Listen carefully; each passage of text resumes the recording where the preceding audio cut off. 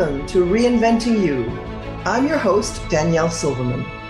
I believe that in today's world of ever-constant evolution, the only career change that matters is when what you do matches who you are and what you believe.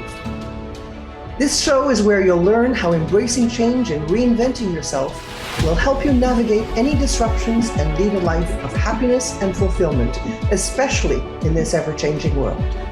Your purpose and your meaning will drive your personal transformation. As I like to say, it's your vision, your life. Be passionate about it.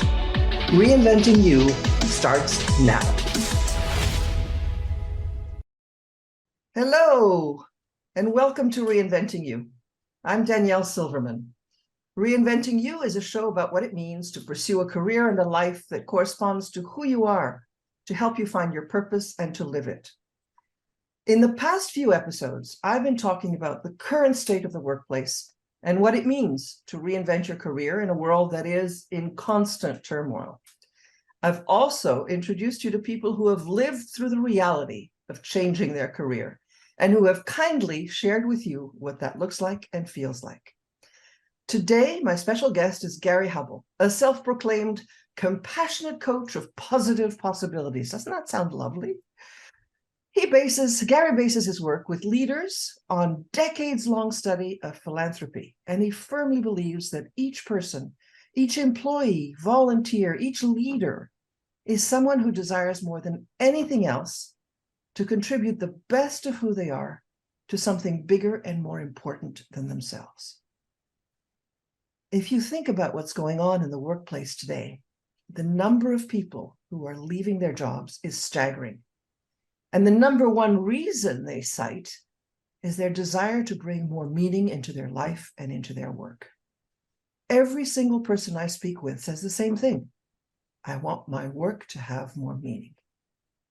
Well, this is the basis of the work Gary does. And I'm thrilled to have him here with me today. Gary, welcome to Reinventing-U. Thanks, Danielle. Great to be with you. Yeah. So Gary, before we start, share with us, what does reinvention mean to you? Oh, how long do you have? We could unpack that for quite a bit. Yeah. I think probably the simplest way that I would describe it is that it's a posture toward the work and toward the world. And I think the fundamental ingredients of that posture are curiosity, experimentation, and a healthy dose of resolve. Because reinvention is usually not a straight line and it's seldom easy. So all three of those ingredients, I think, make up the posture. So curiosity, experimentation, and resolve. Right. Okay, I mean, we'll come back to those because I think they're very interesting. But first, tell us a little bit about yourself and how you got into working with leaders, just so people know a little bit about you. Well, I've been at it for a few years, as you can probably tell. I would describe my work with leaders in the early part of my career is that I was hired to apply the tools. And so I was always at the direction of leaders. And, you know, you grow and you improve and you perfect some things. And so I would think in the middle part of my career, more of my work was about the strategic thinking about that. So it was more in partnership with leaders. Mm-hmm. And that's really when the shift started to happen for me. And in the what I would call the mature part of my career, isn't that a pleasant way to talk about it? It's more understanding the conditions that produce success. And I think about that as a deep inner dialogue with leaders. So I try to come along leaders wherever they are. And yet I have to understand my own trajectory throughout the work. It's far less about tools for me than it ever was in the earlier stages of my career. So it's really about connecting with the leaders and partnering with them in doing this quote unquote inner work. Yeah, that's right. My yoga teacher used to always remind me that every day you begin from where you are. Ah, And so when I'm doing the work with a partner, with a leader, I have to come alongside them. I get to come alongside them wherever they are at that moment. And some people are further along in their own conscious awareness, their own growth and development than other people. And so you have to meet those people where they are. And each of us has to do the work right from where we are. mm. So when you talk about leaders, what are you referring to? What level of the organization? Well, all levels, really. Um, Truth be told, that when I think about my 17-year career of consulting under my own umbrella, I would say I get the opportunity to work with the CEO or the president a minority of the time. And typically I'm working with people that are right below that level. So not entry level professionals, but more mid to senior mid-level professionals that are right below the CEO spot. The secret is out, though, Danielle. All of these things that you and I talk about as part of reinvention, part of looking at one's career, part of thinking about what is my highest and best contribution, applies equally regardless of the position. Absolutely. And so what are you hearing from these leaders? What are they looking for? Well, I couldn't help but pay attention to your introduction, where you were talking about just how volatile the world is right now. I think that's the driving force. There is, I choose to work principally in the not-for-profit world, and often I'm working with large, complex organizations that are not for-profit.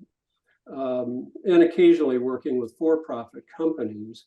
The context is different, but often the issues are the same. And a lot of it in the last several years are driven by just this rapid pace of change. Our world and all of our assumptions of how to succeed in that world have been destabilized. I think not just because of COVID, but there's been an acceleration of everything, including the demands on leaders to perform. So I think what leaders are typically looking for, regardless of their context, are the same three things. They're looking for direction. They're looking for inflection, that is the next bump, and they're looking for fuel. What are the resources available to us to fuel that inflection? And So, yeah, go ahead.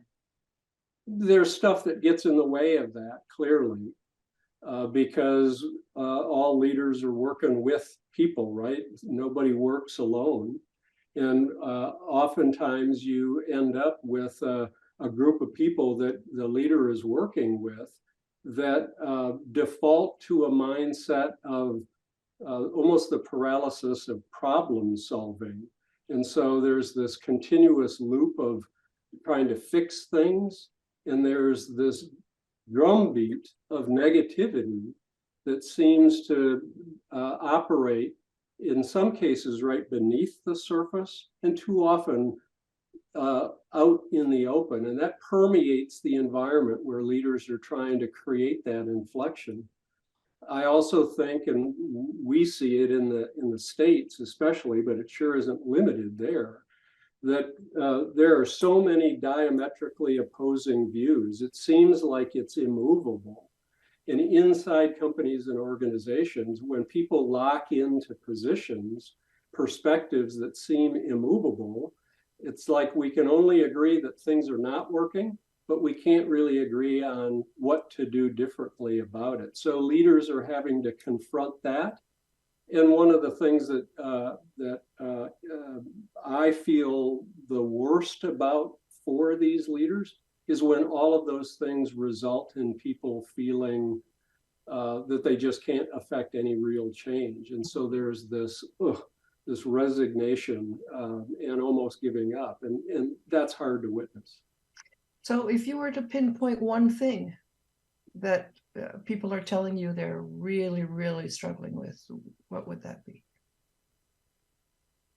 I think it's the subtle stuff that is more cultural than anything else. I'm talking corporate culture here.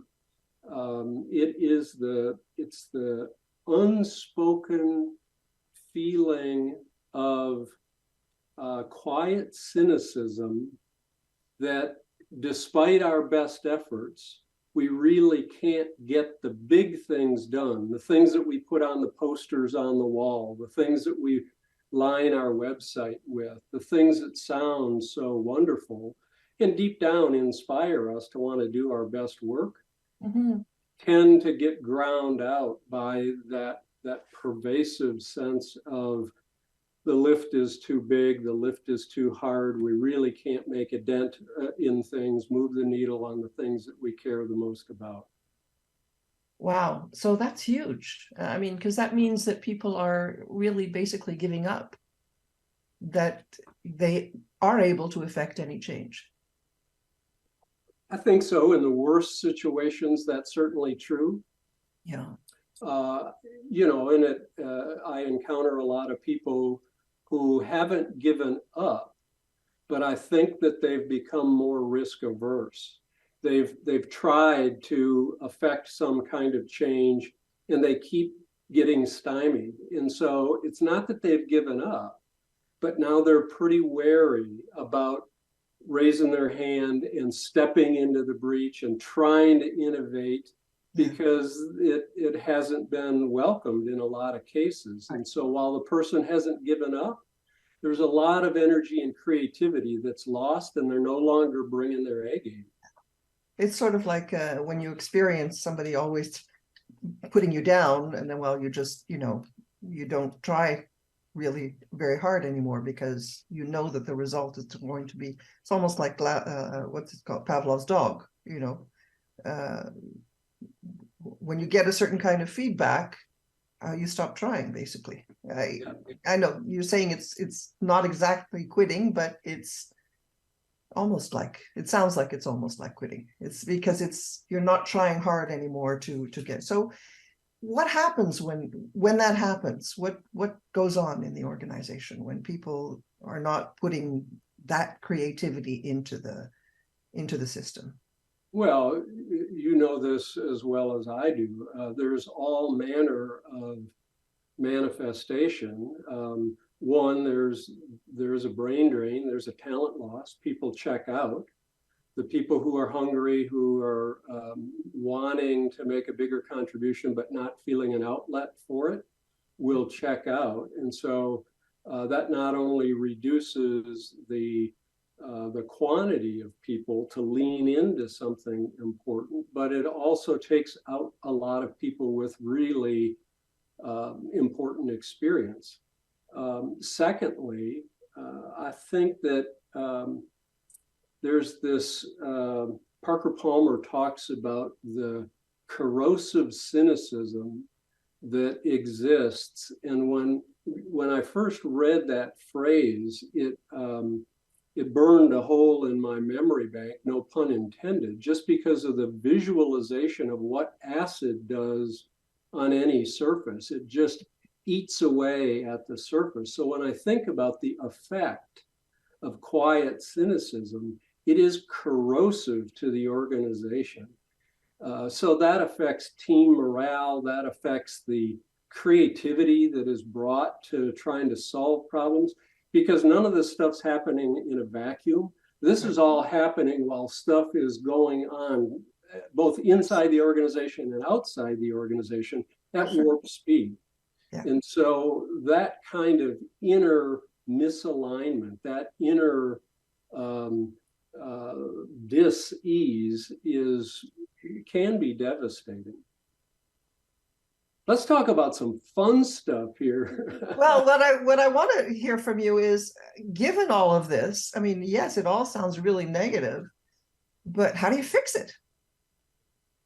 Well, That's the easiest part to talk about and the hardest part to do. All right. Because the fix, and I don't want to, I'm not trying to play with the words, but I will take that word just as you've offered it. The fix is not something outside of the leader, it's inside the leader. It is a part of a reframing. Because once you come to hold the belief that you and I are co-creating the very world that we occupy, now we have a reciprocal responsibility, and we can either lean out or we can lean in. And so what I try to get leaders to do is, before they're thinking about some tool being applied or some new initiative, is to think instead, what is your contribution to the present situation? And so that usually uncovers a way for leaders to step back, re-examine the assumptions that they're making about everything, including their work and their contribution. So that's less of a fix and much more of a reframe that begins to chart a whole new path of how people show up. Yeah. It's interesting. I had an image in my mind when you started to talk about that. You know, when you hear a siren, you're in heavy traffic, like 3-4 lanes wide and bumper to bumper. And all of a sudden you hear a siren behind you. It could be a fire truck, it could be an ambulance. And most people just stay in their lanes. Where they tell you what you have to do is try and move your car to presumably to the right or wherever there is the most room, so that ambulance can go through, right? And I find it, having been in situations like that, I find that when I do that move, then generally other people follow me. So for me, the reframe is, if I change, then other people might change as well. Yeah, that's good. And before COVID, I used to be in airplanes all the time, traveling to do client work. And what we all remember from being on an airplane is the flight attendant telling us in the pre-flight demo, put your own mask on before coming to the aid of somebody else. And so it's the same thing here. Yeah. You have to look inside to do your own inner work of leadership before you can expect that there's going to be any kind of significant and meaningful inflection that you'll generate externally. Right. Gary, that's very, very wise. And it's a perfect place to just take a little break. And then when we come back, we'll continue this fascinating conversation. You're listening to Reinventing-U on Transformation Talk Radio. This is your host, Danielle Silverman, with my special guest, Gary Hubbell.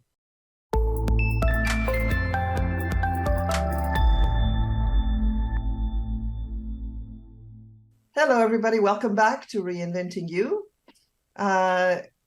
Gary, my special guest, Gary Hubbell, is here to talk about reframing in the leadership field. Gary, I hear that you're going to soon be offering a masterclass and a course that specifically covers the issues that we've been talking about. You talked about not influencing, but partnering with leaders to talk about direction, the word you use, inflection, and to fuel as well what's going on, to help them reframe, to sort of avoid getting to this quiet cynicism that seems to be enveloping corporations today. So can you tell us a little bit about this masterclass and the course also, and what issues you're going to be covering, that sort of thing? Yeah, thanks, Danielle. One of the reinvention moves for me was precipitated by COVID, as happened to a lot of us. And I used to have almost all of my consulting practice that was organizational centric. And so I was doing consulting projects and initiatives, sometimes over long periods of time, with organizations. And then I'd work with teams inside of those. But with COVID, it really gave me an opportunity to step back and say, how can I be of service to individuals? And so my thought about how best to do that was through these kind of online offerings. And so that was really the impetus for me being able to see what I could contribute here. And you know, I love to play a little with words and sometimes add a little pinch of humor. So I thought about an appetizer, which is this master course, or I'm sorry, the master class, is one that gets at some tools that people can use to address this reframe, to intervene in this quiet cynicism, these things that are eating away at the progress and the creativity of their teams. And so much of the things that people are dealing with are part of institutional history, part of the complexity of big organizations. And so I still think that people want to accomplish something. So the master class is called Getting Big Stuff Done, Despite Organizational Headwinds and Hairballs. Because if you've ever been caught up in an organizational hairball, you'll know how quicksand-like it really feels. So that's going to deal more with this reframing around the frustration and being able to demonstrate your value and your leadership effectiveness right from where you are right now, regardless of the position. The course. So just a second, so getting big stuff done. First of all, the issue we've been talking about is people are not getting big stuff done because they're being held back by all kinds of things that you're calling headwinds and hairballs. I love it.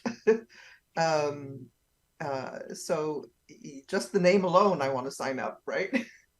So getting big stuff done, really, really big attraction, I think, because that's what we want to do. We want to, have some effect on the organization. We want to be able to, we believe in the organization, we want to get stuff done, but there are things that are holding us back, these headwinds and these hairballs. So now tell us a little bit about what goes into that. Into the master class? Whatever you want to talk about. Yeah, I would just add, I would amplify what you said, is that our customers, our clients, our boards have not let up on their demands for big accomplishments, right? So the message coming to us from the marketplace is, yeah, I know this is hard work, but you got to find your way through it. Yeah. So there's still an expectation. There's still, I think, among a lot of people, an inner drive, as you said at the top of the show, toward meaning, toward purpose. And that's big stuff. And so when people are feeling that, they have to find a way to navigate through these headwinds and these organizational hairballs. What the course does is flip this into much more of the generative, much more of the positive. And it's called Eye on Abundance, creating the conditions for trust, autonomy, and high impact. And it's really a deep dive into the mental reframe to recognize that each of us every day has a choice of what we will see, what we will pay the greatest attention to. In fact, what I try to convey is everything we need is here, and it's available right now. And so if we can choose to see it, that is the eye on abundance, then what that becomes is an invitation for people to bring their best contribution. And when we develop that in a way of true invitation, co-creating the environment that we will inherit, trust results from that. When that trust is there, there's no need to look over somebody's shoulder. And so there's a sense of autonomy. And when trust is high and autonomy is high, purpose usually flourishes, right? Mm-hmm. And when that's happening and people are bringing their very best contribution to that, there's more creativity, there's more innovation, and as a result, more impact. Mm-hmm. And so what I try to do over the course of 8 modules is to provide not just the mindset reframe for that, but also talk through what I have found to be some of the most powerful tools in accomplishing that. And back to the thread that you and I established at the top of the show, it's really about the inner work, because all of the tools come to life in the hands of the practitioner. So I'm trying to meet these leaders from all different places, all different levels, right where they are, to help them see the way to influence the future that they most want to see. Now, Gary, you've done. I understand you're putting this into a course now, but you have done this kind of work for many, many years with leaders. What do they tell you about going through this kind of transformation? What do they tell you about it? Well, the thing that I think I hear the most actually became one of the words that you hear me use a lot. I have enormous gratitude for the trust that people place in me, and as a result, it really develops into a relationship. And so people at the end of a period where we've done some deep dives together, whether that's in client service or it's been some of the other leadership retreat work that I've been doing since 2009 under the banner of what I call conversation, people really credit me with their reframing, where they're shifting their attention from what was once more deficit-oriented, the fix mentality, into curiosity about possibility. So that reframe is something that I hear a lot. It's harder for me to say, but I do hear people credit me with being a wise companion with them on their leadership journey. So it's not a once and done, here's a tool, good luck to you, but rather walking side by side, really caring about their outcomes. And that's how I like to work. That's where I think I can bring my best self to it. And if I can't care about their work and them, then we shouldn't be working together anyway, right? Of course. And the reframe, just so we understand correctly, the reframe is really what will bring this eye on abundance, right? Which will help them with the 3 things that you talked about: the direction, inflection, and fuel. So is it time to talk a little bit more about those? Sure. And as I joked earlier, I think we could talk about that all day, because it is easy to talk about and hard to do. I think we've been socialized, and we've often, over the decades in business school and elsewhere, we've taught leaders how to keep their eye on the gap, how to keep their eye on what's missing, how to keep their eye on the void. When I started in my consulting work, one of my early organizational leaders used to say, well, Gary, you need to go into the client and ask, what is it that keeps you up all night? Now, while that's not a bad question, if that's the only question, all that you've done is you've teed up a deficit situation. And so what I try to counsel is that we're not ignoring those things because they're real. It's a both and. The other side of the equation is, well, what's working? What's working best right now and why. And so what I try to help leaders do, and this is what the course is really all about, is to understand how to mine these stories of when we have operated at our very best, even if it's just some kind of a nanosecond in time, for us to understand what are those root conditions of success.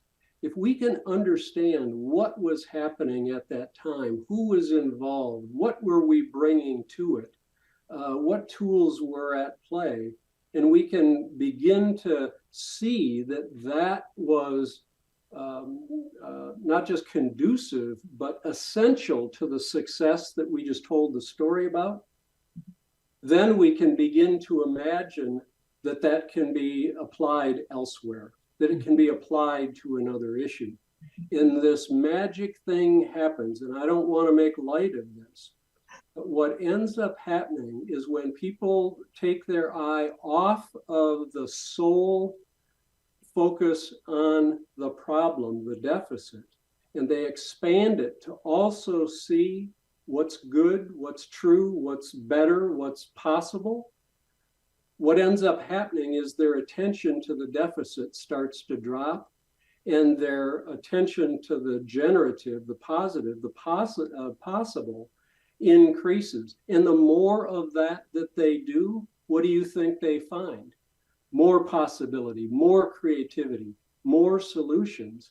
And so it's a truism, I think, that what you pay the most attention to will grow. Absolutely. It's the basic principle of what we talk about. What you focus on grows. So if you focus on the negative, you will find more negative. If you focus on the positive, you will find more positive, and that will grow. Yeah, that's my experience. Yeah, and there have been many business case studies done on this that prove this principle to be true. So I think the work that you're doing is absolutely extraordinary.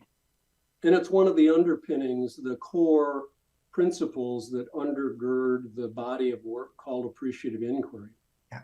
Which is really powerful. And so that clearly influences all of my work and my study. Yeah. I'll never forget the example that I learned.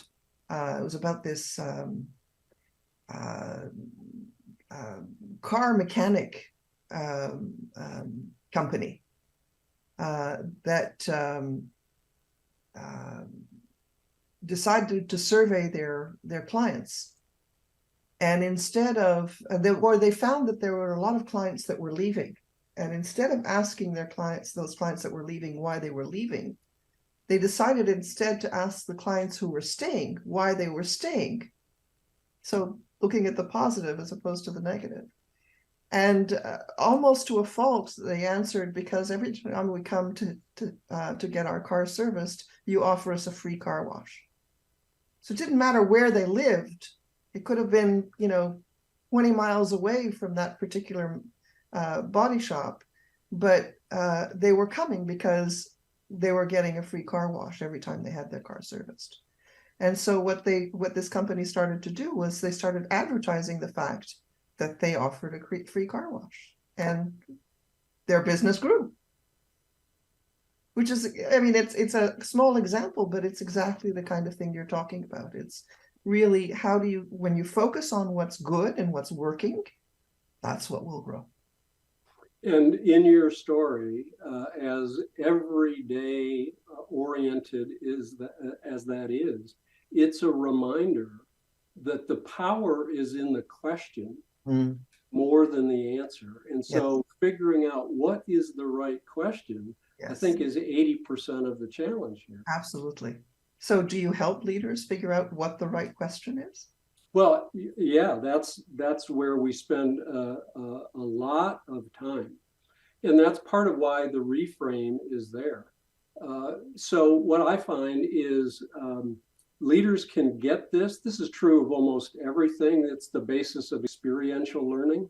But until leaders actually have their own experience of flipping that negative, that list of an inventory of all the things that are not working well right now, and then the shorter list, but the gnarlier list of the core reasons why things are not working well right now.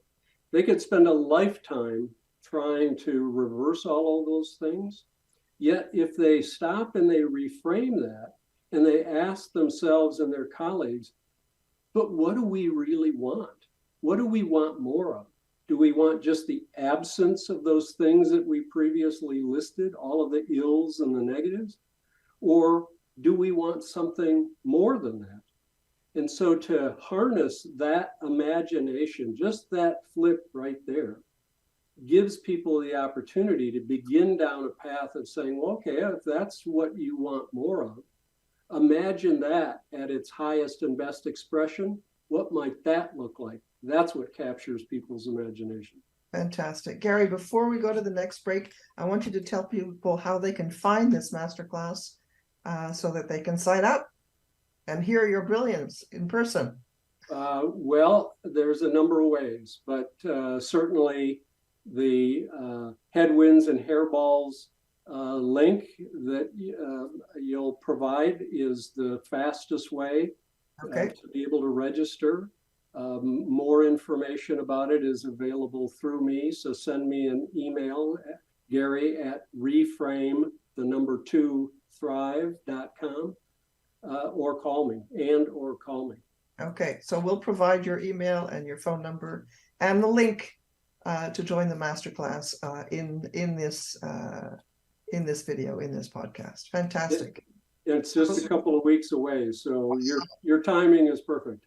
Fantastic. Okay, we'll take a short break and we'll see you very soon.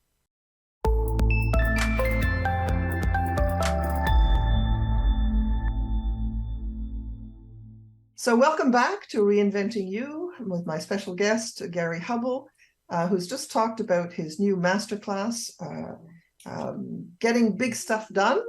Oh, you give the name.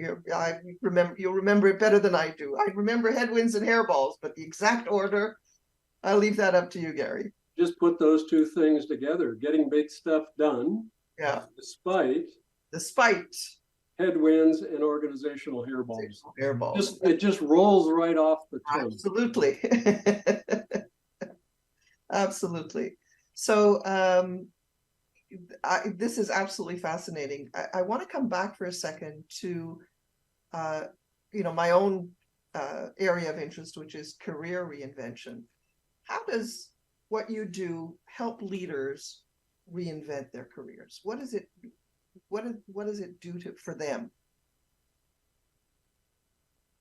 Well, I think it's powerful because well, let me back up. I got cursed, I say tongue in cheek, by my parents who raised me to believe that there are three very important decisions that you make in your life. And each of those three will influence the rest of your life, every other dimension of your life. And one of those three was what you choose to do for a living. So for me, I was enculturated to believe that work is joyful, that work is important, work is powerful. And so a career, in my judgment, ought to always be a progressive set of experiences where you can grow and bring your best contribution and you can get filled up as an individual. So for people who, plateau or they reach an impasse or they feel that they're just out of energy and they need to reinvent their career, I think all of these questions that you and I have been talking about are absolutely essential. One, and I've heard you talk about the trends of quiet quitting, and where we're in the post-COVID world of the Great Resignation. There's when I think about that as a backdrop, I'm thinking about how the mindset and the skills that you and I have been talking about, these principles that you and I have been discussing can be applied to reinventing one's own career. Right. And so just think about the people that you're working with, Danielle, to help them think about what it is they see about their own work, their own career. Mhm. They can see holes and deficits, and I hope they can also see great gifts and abundance. Mhm. And if they can see more of the latter, then they can begin to imagine the application of that somewhere else. So either moving into a different environment, different company, different department, or moving forward in the future in their existing context, but entering differently, being a different person, making a different contribution. Because again, I believe in this whole ability that we co-create the environment that we will inherit. And so for people who might love the company, love the purpose, but feel blocked and stymied, they may not want to exit and risk not having the same connection. So I think their choice is to reframe a lot of their thinking, the assumptions that they make, re-examine how they are showing up in that current spot. And for those people who say, well, you know, I've already made the conclusion, drawn the conclusion, or worse, the company made the decision for me and said, you're out, then the same approach that we've been talking about applies in charting the path of that transition from one spot of employment into another. And to do that in a way that engenders confidence, brings a sense of real grounding, all of which then shows up in the interview and the interaction with new colleagues. Absolutely. Absolutely. That's what I talk about all the time. So when there is dissatisfaction, let's say, with work, it doesn't necessarily mean that you have to leave the organization. It really, how you have to do that inner work in order to figure out what it is that you can, what contribution you can bring to make it better, basically. That's the reframe, right? Yes, along with what is this, just really illuminating what is the source or sources of satisfaction. Yeah. What do I love about the work that I'm doing, the people with whom I'm working, the people that I'm ultimately serving? And you know, that's like that's exercising any muscle, just like going to the gym. If you haven't been asking yourself those kinds of questions for a while, those muscles are atrophied. So you don't start. I just came back from the gym a couple hours ago, so it's in my mind. You don't start by lifting the 30-pound dumbbell. You start with a 5 or a 10-pound dumbbell until you can do a number of reps that you feel like, all right, I've built up some capacity here. And then you can move on because you trust the response of the muscle. And the same way is true when you're practicing this new mindset, practicing these new tools. Small steps. Let's see. So in the spirit of appreciative inquiry, what's the best experience you've ever had in working with leaders? Oh, the best. And I, just as you asked that, I immediately see her in my mind's eye, a woman that I worked with in the Pacific Northwest, who came to the work, and the work was planning the next 3 to 5 years as far as they could see into the future. This was just pre-COVID. What the trajectory would be for a multi-hospital foundation. And so there was a lot of territoriality and a lot of fiefdoms. And yet this young leader came into this work with a real sense of possibility. She already was kind of equipped with this orientation toward serving a bigger possibility. And so with that, she became just a wonderful partner. Every idea that I was sharing with her was falling into really fertile soil. And as a result of that, she magnified those feelings, and that created an energy that brought colleagues into the table, to the table. It created a real sense of cascading lift.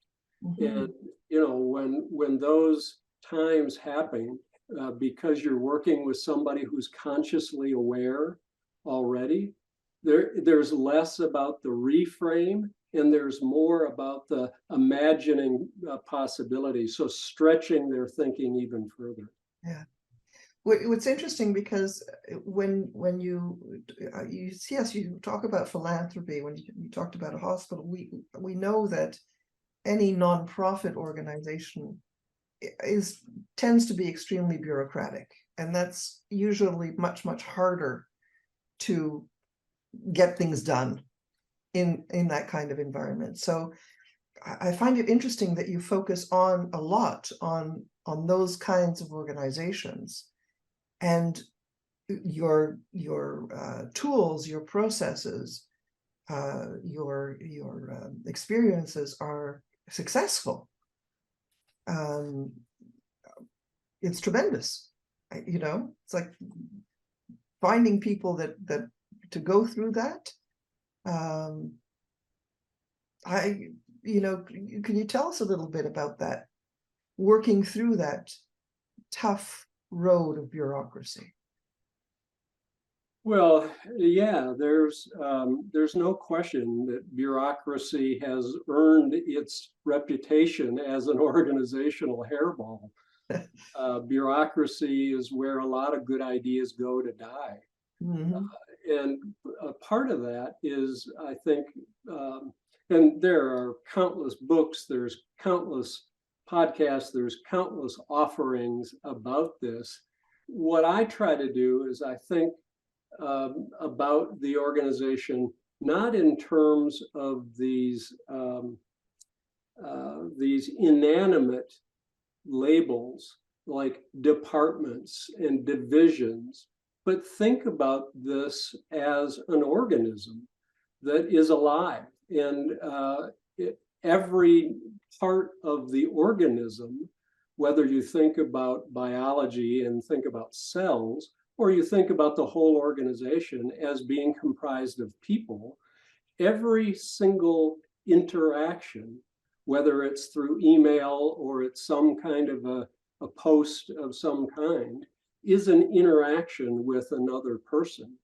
And so there's a lot of what you and I have talked about, where helping people understand, make no assumptions, take nothing personally, always be impeccable with your word, and always do your best. These are Don Miguel Ruiz four agreements. The 4 agreements, as you know. And so little things like that can really help to dismantle what seems like the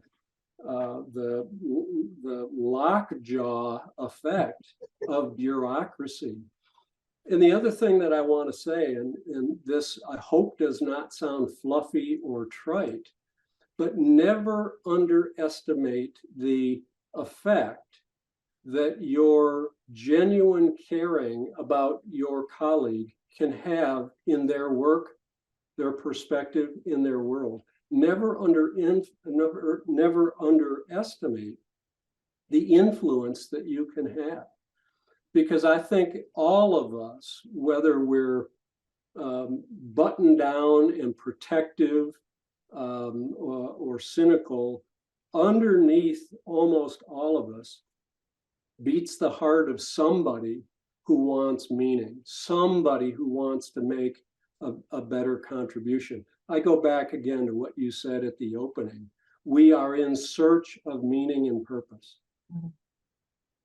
And I agree with you. The majority of people do want to do good, and they generally do do want to be helpful and kind and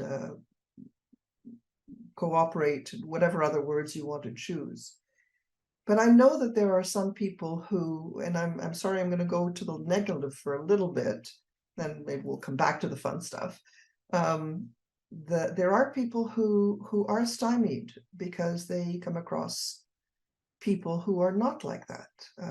The bad egg, the bully in the organization, the person who can ruin the reputation of the entire organization. But really, so how does one deal with that? You know, I mean, I know I've been victim of those kinds of situations more than once, and I know other people who have as well. We come out of it. We come out of it learning a lot. It's sometimes difficult to deal with. What do you tell those people? Yeah, that's a daily reality for a lot of folks, right? So that's not a theoretical question. That's a very real question.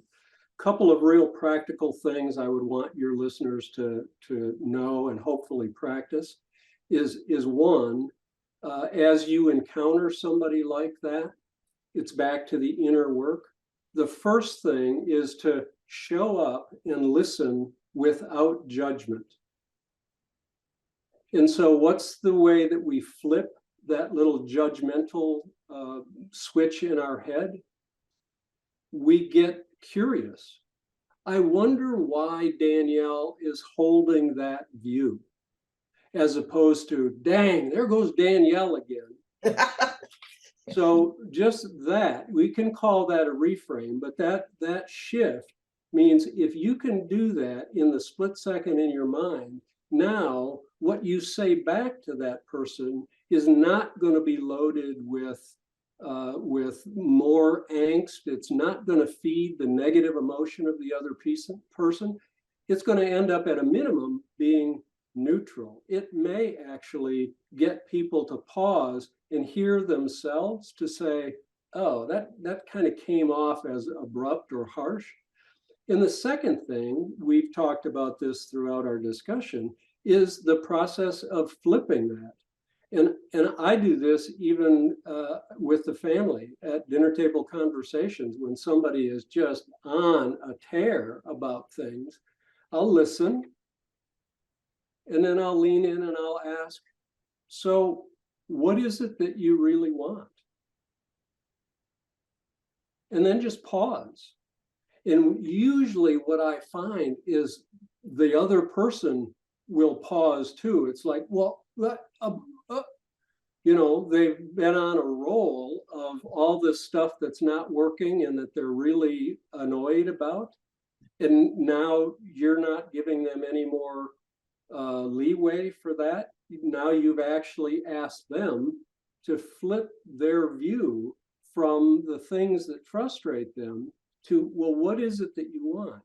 And so part of the reframe inside the leader learner is to realize that those people are often not just being critical to be pissy and hard to deal with.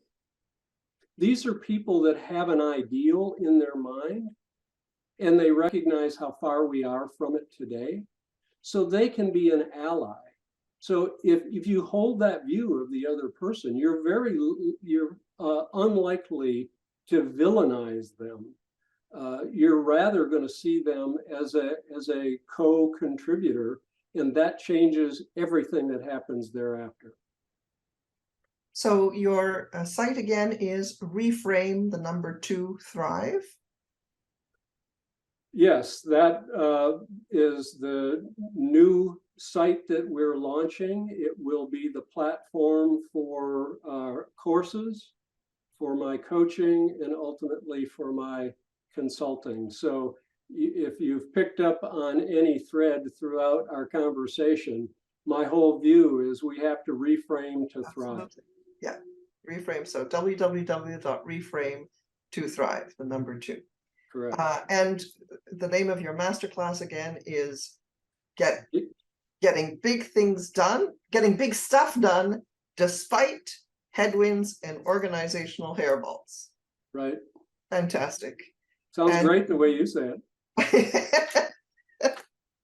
And the name of your course, now I really understand, Eye on Abundance. In other words, instead of looking at the gap, look at what's working, looking at what has been working and where your best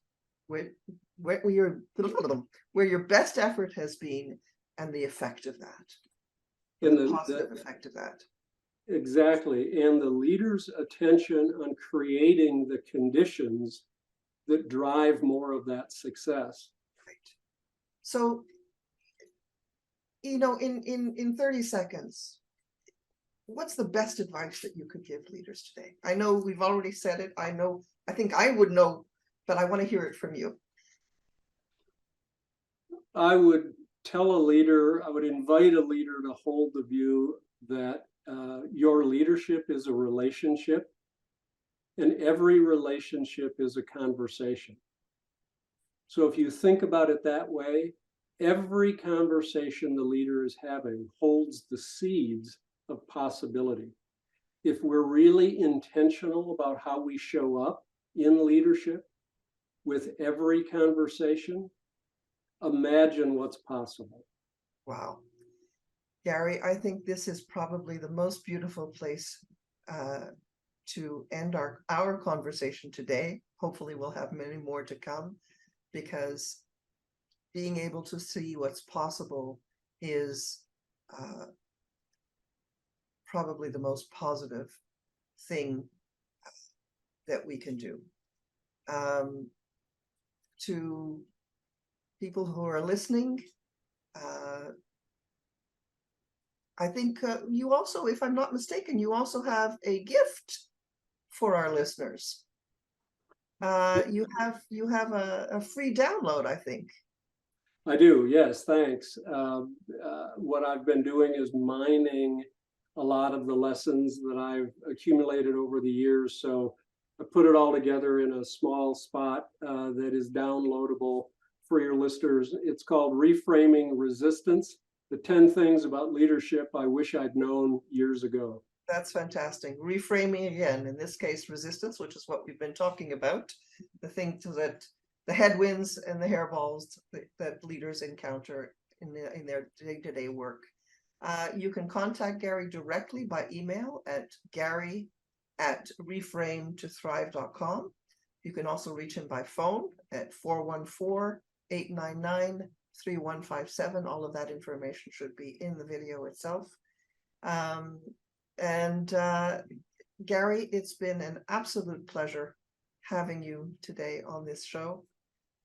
You bring a fresh and positive outlook on the world of organizations by reframing the way we look at how we work. And that, I think, is so needed in today's world. Thank you for being here. Thank you for being you. And thank you, everybody, for listening to this show, to Reinventing-U. I'm your host, Danielle Silverman. Until next time. Thank you for listening to Reinventing-U with me, your host, Danielle Silverman. Tune in on the second and fourth Monday each month at 11 a.m. Eastern, 8 a.m. Pacific on transformationtalkradio.com. Join me and feel inspired and optimistic about your future. We only get one life, so embrace change and thrive with me. Find work that aligns best with your soul and what you enjoy. For more information, go to reinventingyou.com.